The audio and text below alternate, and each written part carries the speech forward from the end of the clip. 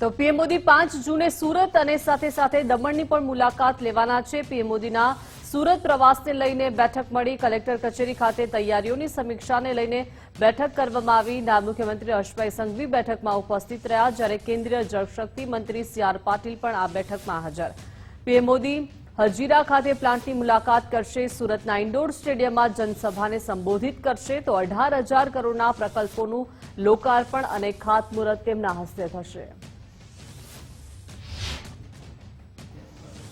माननीय प्रधानमंत्री श्रीનું સુરતની ધરતી પર ફરી એક વખત આગમન થઈ રહ્યું છે અને તેમના આગમનને લઈને ખૂબ જ ઉત્સાહ જોવા મળી રહ્યો છે। સૌપ્રથમ તો માનનીય પ્રધાનમંત્રી શ્રીની જે મુલાકાત છે તેનું એક ખાલી નાનું વિવરણ આપીશ।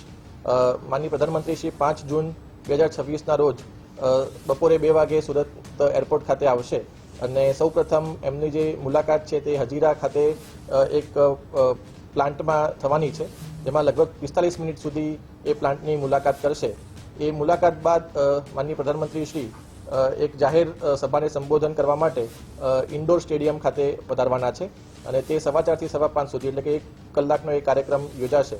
આ કાર્યક્રમમાં 18,000 કરોડથી વધુના સરકારના વિવિધ વિભાગોના મહત્વના પ્રોજેક્ટના ખાતમુહૂર્ત અને લોકાર્પણનું ત્યાં થવાનું છે અને ત્યારબાદ માનનીય પ્રધાનમંત્રી શ્રી અત્રેથી સુરત ખાતેથી આગળ પ્રસ્થાન કરશે।